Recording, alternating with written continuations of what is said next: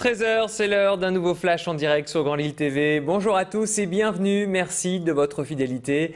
Un très bon appétit si vous êtes à table. Au menu de Grand Lille TV, on reviendra sur cet avis de recherche lancé à Marcq-en-Barœul pour retrouver l'heureux gagnant de 3,5 millions d'euros. Nous reviendrons également sur le Conseil général qui se mobilise contre la reprise des expulsions locatives. Et puis nous terminerons avec la semaine. Mettez les saveurs du Nord-Pas-de-Calais à votre table.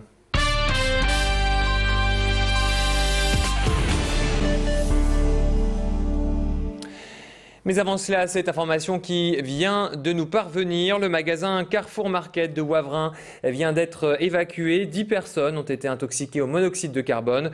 Ce gaz incolore et inodore peut être mortel. Les pompiers sont sur place pour prendre en charge l'ensemble des victimes et tenter de trouver l'origine de l'intoxication.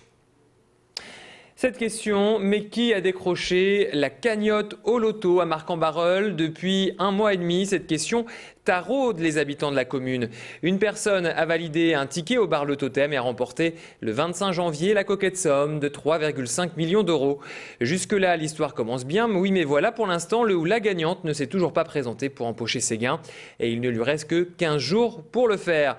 Pour Bruno Bourdon, cela fait une bonne publicité à son établissement. Ses clients et lui vont même jusqu'à dire que ce tabac presse porte bonheur. Quelques semaines avant ce nouveau millionnaire, un autre client avait empoché la somme de 500 000 euros. Plus d'explications au micro de Pierre Beauville. Pour une somme aussi forte, oui, il s'agit d'une première. Il y a déjà eu un gagnant de loto quand c'était encore donc en 2002. Mais d'une somme beaucoup plus faible puisque ça faisait 500 000 euros, 527 112 euros exactement. Et entre deux, on a eu 2 gagnants de gros cash de 500 000 euros dans les 12 derniers mois. Et il y a de la chance et pas mal de hasard sur le fait que ça retombe plusieurs fois au même endroit.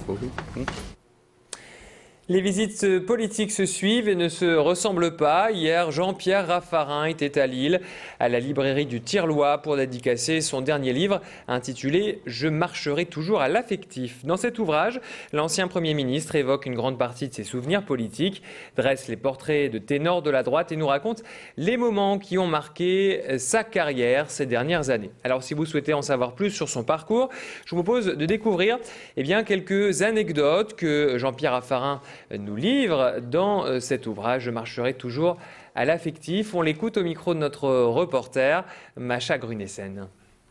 Quand Jacques Chirac m'a nommé Premier ministre, il m'a fait venir dans son bureau, il m'a téléphoné 1 heure avant, il ne m'avait rien dit avant. Toute la campagne, je l'ai faite sans qu'il me dise rien. Et il m'a appelé le lundi matin en disant qu'il voulait me voir à midi. Et à midi, il m'a dit « Je vais te nommer Premier ministre. Et est-ce que tu veux qu'on appelle ta mère pour la prévenir avant la télévision ?» Et donc il a appelé ma mère pour la prévenir avant la télévision. Voilà, c'était Jacques Chirac, c'est-à-dire quelqu'un de très affectif. Et dans mon livre, je raconte ce qu'il y a d'affectif dans la vie politique. Demain, c'est la fin de la trêve hivernale. Les expulsions des locataires qui n'ont pas payé leur loyer vont pouvoir reprendre ce jeudi à la demande des propriétaires ou des bailleurs. De nombreuses familles sont donc menacées de se retrouver à la rue. Pour les aider, le Conseil général du Nord se mobilise et a mis en place un numéro vert en composant le 0800 359 359. Les familles seront mises en relation avec l'ADIL. L'Agence départementale d'information sur le logement propose un soutien et un accompagnement juridique pour les personnes en difficulté, mais aussi pour les propriétaires dans une situation complexe. On écoute à ce sujet Patrick Caner, président du Nord, au micro de Pierre Beauville. 0800 359 359. Ce numéro donc permet aux locataires, mais aussi aux propriétaires, de prévenir ce qui est un drame absolu, à savoir une expulsion. L'expulsion, c'est toujours un constat d'échec, on le sait bien. Et donc, nous avons souhaité, par ce numéro, avec plus d'une dizaine de juristes, accompagner tous ceux qui ont besoin d'une aide juridique et surtout de prévenir ce qui est un drame souvent familial, l'expulsion en tant que telle. Inviter les saveurs du Nord-Pas-de-Calais à votre table, c'est le nom d'une grande opération lancée le 26 mars prochain. Le but, promouvoir la diversité des produits régionaux dans les établissements de restauration collective. Bien sûr, ce n'est plus la peine de présenter les endives, chicorées ou autres pommes de terre, stars de notre terroir. Mais le label Saveurs en Or souhaite mettre en avant les 650 produits estampillés Nord-Pas-de-Calais. Par exemple, saviez-vous qu'à Roubaix, on pouvait trouver un affineur de mimolette. Hier, la 11e édition de cette semaine spéciale a été lancée depuis l'entreprise César Yves Losfeld. Alors pourquoi ce choix? On va écouter les explications du président du label Saveurs en Or au micro de Clément Carillon. La mimolette est un authentique produit régional qu'on malheureusement ne trouve pas nécessairement partout. Moi tout à l'heure quelqu'un m'a dit moi j'ai mes enfants qui sont en Allemagne, quand ils reviennent ils repartent avec un volume de mimolette parce que là-bas on n'en trouve pas. Moi j'estime que c'est un très bon fromage qui convient bien notamment aux jeunes générations. Je vous l'ai dit tout à l'heure, moi j'ai des petits enfants qui courent après la mimolette parce que c'est quelquefois dur entre le petit-déj et puis le repas du midi, le déjeuner. Entre temps il faut qu'ils mangent un petit quelque chose. Et leur donner un petit croissant de mimolette, ça leur convient très bien, c'est doux, c'est agréable. Donc promotionnons la mimolette.